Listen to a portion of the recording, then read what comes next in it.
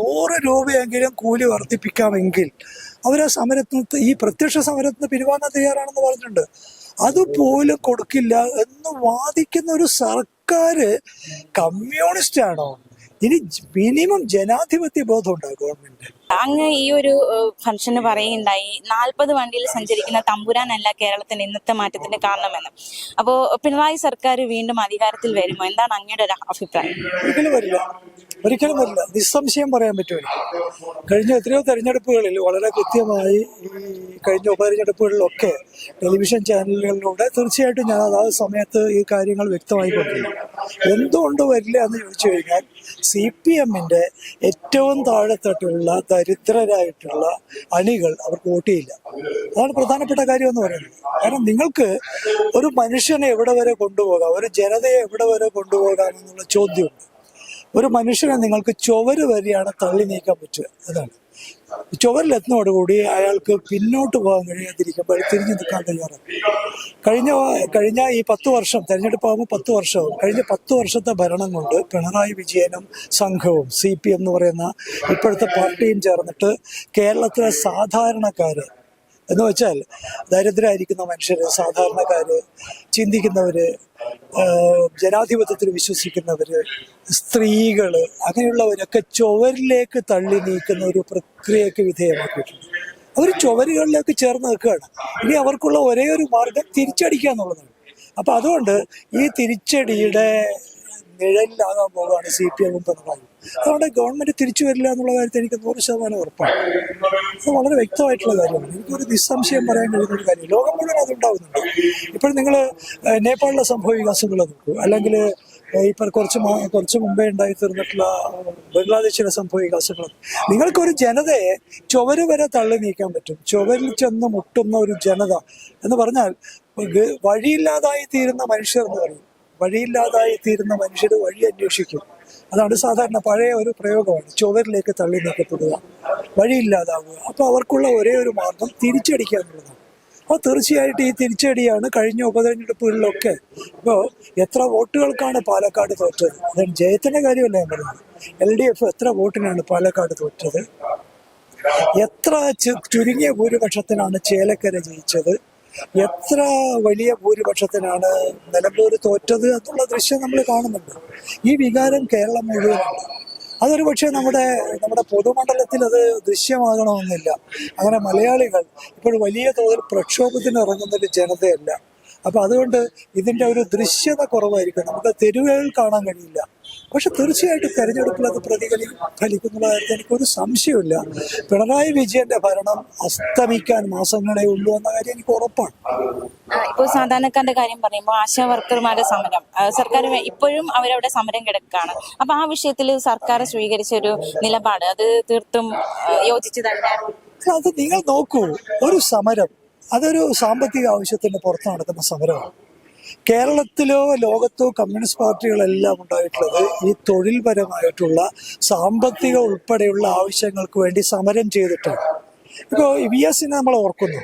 VS ആദ്യം ചെയ്ത കാര്യം എന്താണ്? 40കളിൽ അദ്ദേഹം കമ്മ്യൂണിസ്റ്റുകാരനായിട്ട് തീർന്നതിന് ശേഷം അവിടുത്തെ കയർ തൊഴിലാളികളെ സംഘടിപ്പിക്കുകയാണ്. കയർ തൊഴിലാളികളെ സംഘടിപ്പിച്ചിട്ട് സമരം ചെയ്തിട്ട് വളർന്നു വന്ന ചെറുപ്പക്കാരനായ രാഷ്ട്രീയ നേതാവായിട്ടാണ് VS-ന്റെ തുടക്കം. എന്തിനാണ് കയർ തൊഴിലാളികൾ സംഘടിച്ചത്? കയർ താഴിലാളികൾ കൂലി കൂടുതലിന് വേണ്ടിയും ജോലി സുരക്ഷിതത്വത്തിന് വേണ്ടിയും ജീവിത സുരക്ഷിതത്വത്തിന് വേണ്ടിയും സമരം ചെയ്യാൻ വേണ്ടിയിട്ടാണ് അവരെ സംഘടിപ്പിച്ചത് VS അച്യുതാനന്ദൻ. ആ സമരത്തിന്റെ ഭാഗമായിട്ട് അവർക്കെല്ലാം മുതലാളിമാരിൽ നിന്ന് ചെറുതെങ്കിലും നാമമാത്രമെങ്കിലും ആയിട്ടുള്ള ഈ കൂലി വർധന നേടിയെടുത്ത ഒരു നേതാവിന്റെ പേരാണ് VS അച്യുതാനന്ദൻ എന്നുള്ളത്. കമ്മ്യൂണിസ്റ്റ് പാർട്ടിയുടെ പഴയ തലമുറ നേതാക്കന്മാരെ മുഴുവൻ എടുത്തു കഴിഞ്ഞാൽ അവർ തൊഴിലാളികളെ സംഘടിപ്പിച്ച് സമരം ചെയ്ത് ചെറുതെങ്കിലുമായിട്ടുള്ള കൂലി വർധന നേടിയെടുത്തിട്ടുള്ള ആളുകളാണ്. ആശാസമരത്തിന്റെ കാര്യത്തിൽ എന്താ നടക്കുന്നത്? അത് കൂലി വർധനക്ക് വേണ്ടിയിട്ടുള്ളൊരു സമരമാണ്.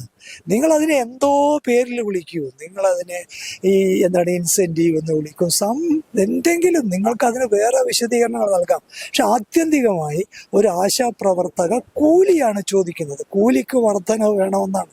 അപ്പൊ നാമമാത്രമെങ്കിലും ഇപ്പൊ ഏറ്റവും ഒടുവിൽ അതിന്റെ പ്രവർത്തകർ പറഞ്ഞ 100 രൂപയെങ്കിലും കൂലി വർദ്ധിപ്പിക്കാമെങ്കിൽ അവരാ സമരത്തിന് ഈ പ്രത്യക്ഷ സമരത്തിന് പിരിവാങ്ങാൻ തയ്യാറാണെന്ന് പറഞ്ഞിട്ടുണ്ട്. അതുപോലും കൊടുക്കില്ല എന്ന് വാദിക്കുന്ന ഒരു സർക്കാർ കമ്മ്യൂണിസ്റ്റ് ആണോ? ഇനി മിനിമം ജനാധിപത്യ ബോധം ഉണ്ടാകും ഗവൺമെന്റ്. ഇപ്പൊ അതിനിടയിൽ തന്നെ എത്ര വിഭാഗം ആളുകൾക്ക് ശമ്പളവും മറ്റും വിലവൻസുകളും മറ്റും വർദ്ധിപ്പിച്ചു കൊടുത്തിട്ടുണ്ട് ഈ പിണറായി ഗവൺമെന്റ്. അപ്പൊ ഏറ്റവും താഴെത്തട്ടിലിരിക്കുന്ന ഒരു തൊഴിൽ വിഭാഗമാണ് ആശാ വർക്കേഴ്സ് എന്ന് പറയുന്നത്. അവര് ഇന്ത്യയിൽ തന്നെ അനേക ലക്ഷങ്ങളുണ്ട്, കേരളത്തിൽ കുറച്ച് ആയിരങ്ങളുണ്ട്. അവരുടെ ഒരു ന്യായമായ ആവശ്യമാണ്. ഇപ്പൊ അവര് നിങ്ങളോട് ഒരു വലിയ തുക ചോദിക്കുകയായിരിക്കും. എല്ലാ VS അച്യുതാനന്ദൻ നയിച്ച കയർ തൊഴിലാളി സമരത്തിന് വലിയ വർധനമാണ് ചോദിക്കുക. പക്ഷെ ചെറിയ വർധനവിലാണ് ആ സമരം അവസാനിക്കുക. കാരണം സമരം എല്ലാ കാലത്തേക്കുമായിട്ട് അവസാനിക്കുന്നില്ല. അപ്പോൾ ഒരു ചെറിയ വർധനവെങ്കിലും കൊടുത്ത് അതിനെ സമരത്തെ അവസാനിപ്പിക്കാൻ സാധിക്കും കേരള ഗവൺമെന്റ്. അത് വലിയ സാമ്പത്തിക ബാധ്യത വരുന്ന കാര്യമല്ല. പക്ഷെ അത് ചെയ്യില്ല എന്ന് തീരുമാനിക്കുന്നു. അത് ചെയ്യില്ല എന്ന് പറഞ്ഞു കഴിഞ്ഞാൽ അതിനകത്തൊരു ധാർഷ്ട്യമുണ്ട്. ആ ധാർഷ്ട്യം ഒരു മർദ്ദകന്റെ ധാർഷ്ട്യമാണ്. ആ ധാർഷ്ട്യം തീർച്ചയായിട്ടും തെരഞ്ഞെടുപ്പിന്റെ വേളയിൽ ജനങ്ങൾ അത് പ്രതികരിക്കുന്നുള്ള കാര്യത്തിൽ എനിക്ക് യാതൊരു സംശയവുമില്ല. ഇത് ഒരു ജനാധിപത്യ വ്യവസ്ഥക്കൊരിക്കലും ഇപ്പൊ 40കളിൽ ഇങ്ങനെ പെരുമാറിയ മുതലാളിമാരെ മുട്ടുകുത്തിച്ചിട്ടാണ് ഈ VS ഉൾപ്പെടെയുള്ള കമ്മ്യൂണിസ്റ്റുകാർ അന്ന് രാഷ്ട്രീയ പ്രവർത്തകരായിട്ട് ഉയർന്നു വന്നതെങ്കിൽ ഇന്നിപ്പോഴും പ്രതിസ്ഥാനത്ത് നിൽക്കുകയാണ് അവർ. ഈ VSന്റെ പാർട്ടി എന്ന് പറയുന്ന CPM അതിന്റെ ഗവൺമെന്റും. അപ്പൊ അതുകൊണ്ട് തീർച്ചയായിട്ടും ആ സമരത്തിനൊക്കെ എതിരായിട്ട് കൈക്കൊള്ളുന്ന സമീപനം ജനാധിപത്യ സമീപനമല്ല, എന്നിട്ട് വേണ്ടി അത് കമ്മ്യൂണിസ്റ്റ് ഇടതുപക്ഷ സമീപനമാകാം. നമ്മുടെ കപ്പിത്താൻ സ്ട്രോങ് ആണ്. അല്ല, അതൊക്കെ ഈ പറയുന്ന PR ബ്രാൻഡിങ്ങിന്റെ ഒരു പ്രശ്നമായിട്ടുള്ള കാര്യമാണ് കപ്പിത്താൻ പോലുള്ള പ്രയോഗങ്ങൾ. കാരണം ഇപ്പോഴെല്ലാം രാഷ്ട്രീയത്തിൽ പൊതുവെ കാര്യങ്ങളൊക്കെ നിയന്ത്രിക്കുന്നതൊക്കെ ഈ PR ഏജൻസികളാണ്. അത് വലിയ കോടികൾ കൈമറിയുന്ന ഒരു കച്ചവടത്തിന്റെ കാര്യമാണ്. അപ്പോൾ PR ഏജൻസികൾ ഉണ്ടാക്കി തീർക്കുന്ന ഒരു ഹാലോ ബിൽഡിങ്, അതാണല്ലോ ഒരു പരിവേഷ നിർമ്മാണമാണ്. പക്ഷേ ഈ പരിവേഷ നിർമ്മാണത്തിന്റെ പ്രശ്നം എന്താണെന്ന് ചോദിച്ചു കഴിഞ്ഞാൽ ഈ പരിവേഷത്തിനകത്ത് ഉള്ള ആൾക്ക് ആ പരിവേഷത്തിണങ്ങണ തരത്തിലുള്ള പെരുമാറ്റം വേണ്ടേ?